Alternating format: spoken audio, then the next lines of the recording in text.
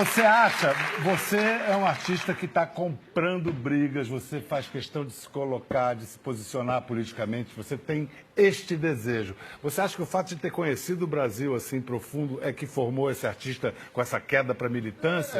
Ou foi o sucesso? Eu acho que não, eu acho que a minha origem me fez com que eu me conectasse com coisas com as quais eu tivesse... eu vi muita injustiça, eu vivi num ambiente de muita pobreza. Não é que nós não éramos miseráveis, mas eu convivi lá em Rodelas. Por exemplo, a minha ligação com a OIT, com a Organização Internacional do Trabalho e a luta contra o trabalho escravo, ela vem absolutamente do fato de eu, na minha infância, ter presenciado pessoas trabalhando em condições horrorosas. E o terrível, Pedro, é o seguinte, é que eu cresci achando que aquilo era normal, era certo. O sujeito trabalhar por um prato de comida, ou trabalhar por um lugar para dormir. Acontecia muito assim, famílias que tinham mais dinheiro. Ninguém tinha dinheiro, mas a família que tinha remediadas. Chamavam uma menina mais pobre, filha de uma família, para morar na casa dessas pessoas. E essa menina fazia todo tipo de trabalho doméstico ali e vivia ali por um prato de comida, e era uma escrava. Deixa a gente explicar melhor do que a gente está falando. O Wagner é conhecido pelas opiniões que ele emite, sobre a cena política nacional, etc. Mas talvez mais importante seja o trabalho que ele faz para a Organização Internacional do Trabalho, a OIT, porque é uma causa que transcende o Brasil, é uma causa da humanidade, o combate ao trabalho escravo. Em que momento vocês entenderam que vocês estavam sendo escravizados? Assim? Eu comecei a trabalhar cedo, né? Eu nem lembro quando eu comecei a trabalhar. Criança. Porque nós fomos criados nesse meio, né? Achamos que isso era normal, né? Que, nós vamos viver, vamos crescer, é a condição que Deus deu para nós, nós vamos viver disso, né? Como foi o resgate? E quando chegou a Polícia Federal, o Ministério do Trabalho, eu falei assim, que trabalho escravo? O que você está caçando aqui? Você quer tirar trabalho da gente? O que você acabou de falar. E eu fiquei, não eu só, mas muita uma gente. certa revolta com aquelas pessoas que estavam ali para tirar o seu trabalho, né? Aí, num certo momento, eu fiquei nervoso com aquilo. Eu falei assim, pô, velho, se vocês vêm tirar o único trabalho que a gente tem na região... E como é que era o pagamento? Como é que vocês recebiam? Olha, no meu caso, era meio complicado. Porque eu trabalhava um mês, sem pegar nenhum dinheiro. Direto. Direto. Tava lá sem parar, né? Mas aonde eu trabalhava, eu não via o dinheiro. Exemplo assim, que sempre eu trabalhava e eles falavam assim, você tá devendo isso. Todos os dias alguém pede a minha assinatura, mas ela é igual a do Kleber, da Camila, da Ana. Todas elas têm o poder de libertar 21 milhões de pessoas que ainda sofrem com a escravidão. Faça um post com a sua assinatura. Participe do movimento nas redes sociais usando a hashtag #AssinaBrasil. Assine para acabar com a escravidão moderna. Essa campanha, Assina Brasil. Essa é uma campanha mundial, uma campanha que alguns países já assinaram. Esse número de 21 milhões é onde? É do mundo. Do mundo. 21 milhões de pessoas escravos. É engraçado que eles falaram a mesma coisa que você disse antes, que eles achavam que aquilo era normal. Eram as condições. Era normal, era o que eu achava. E hoje? Mudou nessa região? O Brasil é engraçado, porque o Brasil, é bom quando o Brasil tem coisa boa, a gente tem que falar bem. O Brasil é dos países que mais combatem o trabalho escravo no mundo. E a nossa definição, na nossa legislação, a definição brasileira de trabalho escravo é a das mais avançadas do mundo, que no Brasil é considerado trabalhador escravo. Quem é escravizar, quem não pode sair do trabalho, impedido de sair do trabalho. Quem trabalha em condição degradante, ou seja, aquele trabalhador que come a comida junto com os bichos, que não tem onde não tem um banheiro para ir, não tem, enfim. E trabalhador que trabalha em condição exaustiva de trabalho, que tem um depoimento de um desses caras aí, que ele fala, eu vi o sujeito cair no chão de tanto trabalhar, porque ele era boia fria, tinha que cortar canas, ganhar por produtividade. Então o cara tinha que cortar, saíam de casa, do alojamento às 1 da manhã e voltavam às 10 da noite. Entendeu? Então o cara morria de exaustão. E a quarta coisa, trabalhar por dívida. Essa nossa definição, ela é a das mais modernas do mundo. E essa definição está em xeque nesse momento, né, no Congresso Nacional. Há um lobby poderoso no Congresso que vai fazer de tudo para mudar essa definição nossa. E você vai fazer de tudo? E eu vou fazer de tudo para não deixar. Não só eu, mas assim, existe uma conjunção de forças que lutam contra... Eu falei desse seu combate, desejo de engajamento, seu engajamento concreto. Você está pagando um preço por isso? Pago, Pedro. Pago mesmo, pago um Como preço. artista, Mas eu vou te como dizer uma pessoa? coisa, como artista, como pessoa, como tudo, assim, porque a gente vive num momento de polarização política muito grande, né? Geralmente, a inteligência vive na zona cinza, né? Entre o preto e o branco. Porém, é um momento, esses momentos de polarização, eles vêm... A Zona Cinza está um deserto, no Brasil. Tá um deserto. Mas a polarização acontece em momentos ruins, como esse que a gente está vivendo. A zona cinza surge quando as coisas estão, né, melhores. Agora, eu me posiciono porque eu sinto que a gente também está vivendo a história agora, nesse momento, com tudo. A história está acontecendo, né, nesse momento. Mas eu banco a minha opinião. Eu aguento o tranco. Eu acho também, é importante que eu diga isso aqui, porque eu acho que existe também uma cobrança muito grande. A polarização, ela traz tudo que existe de ruim na direita quanto na esquerda. Na esquerda, o que tem de muito ruim é o negócio da patrulha ideológica, né? Você querer que as pessoas se posicionem, coisas que falem. E tem gente que não está afim, que não está preparado para se posicionar, que não sabe bem o que dizer. Então, eu acho que os artistas não deveriam ser cobrados também para ficar falando, se dando opinião. Porque tem que dar... Você é cobrado ao contrário, por dar opinião Eu demais. sou cobrado por dar opinião demais. É.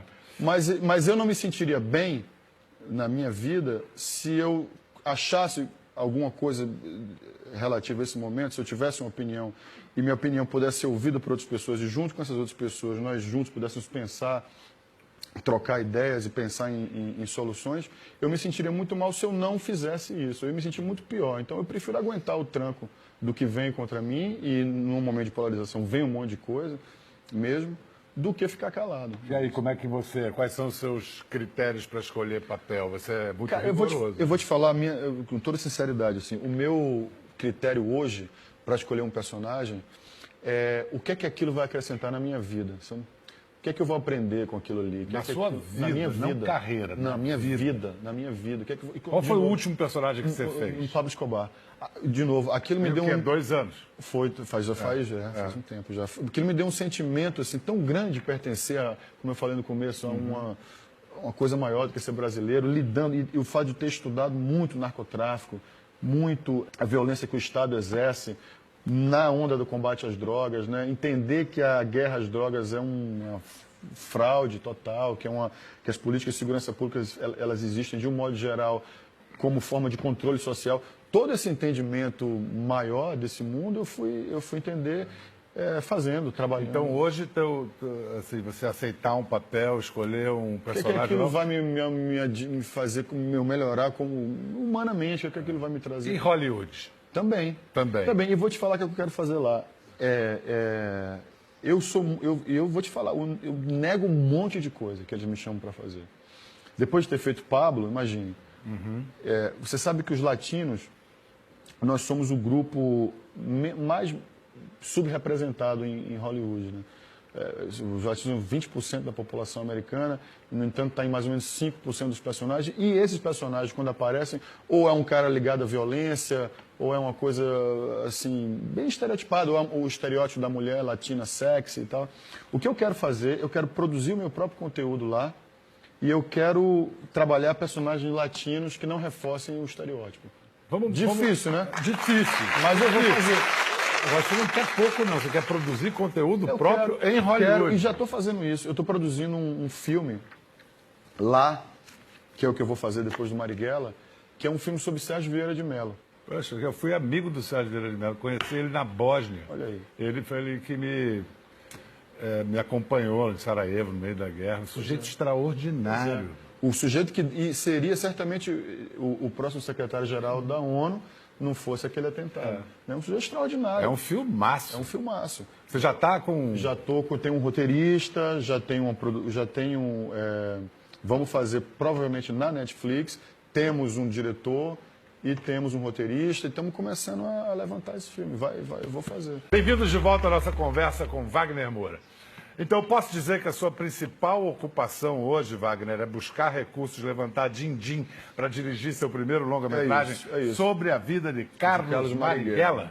E não tem sido fácil, Pedro, porque nesse momento de polarização, a iniciativa privada não quer colocar... A gente tem umas leis científicas. É engraçado. Você já tem o filme em todas as leis? Já. Já inscrito... E nossas leis de incentivo à cultura, que têm sido muito demonizadas, o pessoal falando mal das leis, são leis fundamentais, né? O cinema brasileiro ele existe por conta dessas leis. No entanto, é necessário fazer uma crítica à lei, que não é a crítica que geralmente se faz. Porque as leis, a Lei Rouanet, a Lei do Audiovisual, elas, de certa forma, são leis neoliberais, né? Se elas colocam na mão da iniciativa privada a gestão do dinheiro público, né? São os departamentos de marketing das grandes empresas que decidem. Que decidem. E elas estão resistindo a você contar a história de um comunista e uma bobagem histórico? Porque, na minha opinião, uma bobagem gigante. Primeiramente, porque o que deveria ser analisado em primeiro lugar com os méritos artísticos daquela obra, enfim.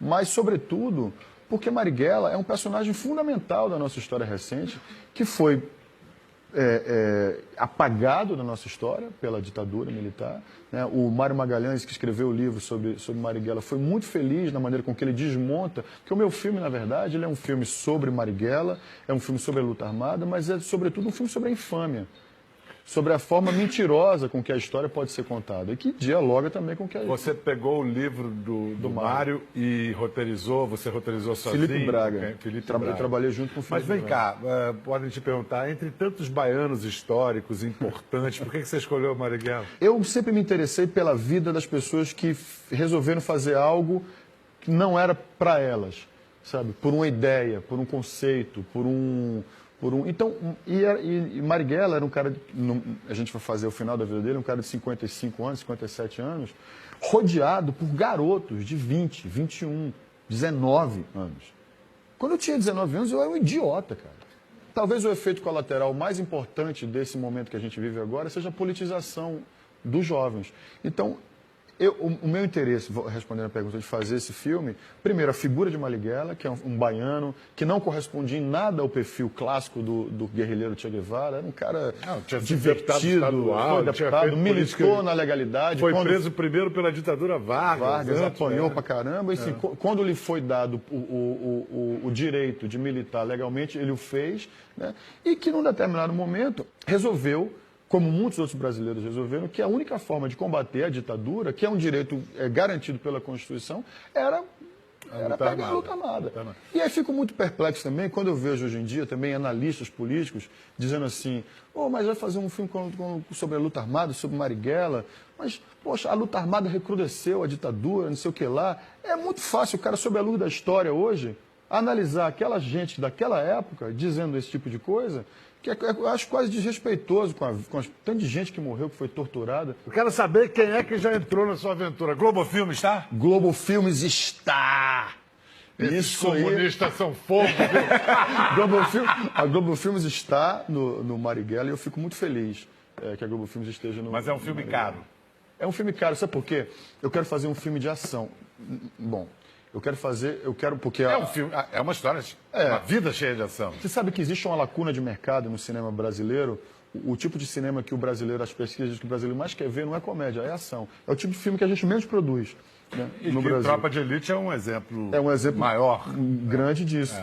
Agora, eu falo para o pessoal que está fazendo, porque as ações que a Eliane fazia, o agrupamento de Marighella, a Ação Libertadora Nacional, eram extraordinárias, né? Do ponto de vista de cinema, de ação. Não precisa dizer quanto não, mas dos 100% que você precisa, quantos você já tem? 60%. Não está tão longe, Não está tão longe. Ainda mais depois dessa entrevista aqui no Depois dessa entrevista... Vou bater na porta, quero botar Didinho aí no seu filme. Agora, eu vou dizer, eu vou fazer um filmaço, cara.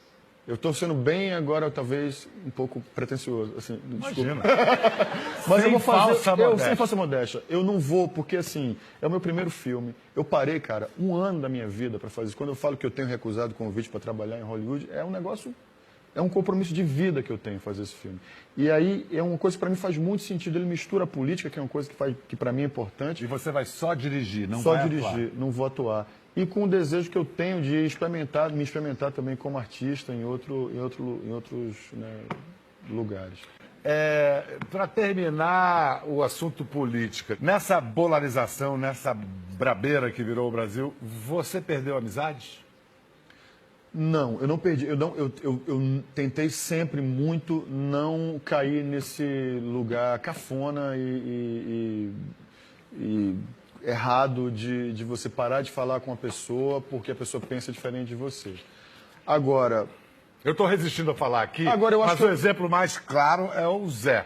O Padilha tem uma posição, desse lado aqui, bem distante bem diferente da da minha. Isso, inevitavelmente, porque como você não quer entrar numa área de conflito, eu recuo.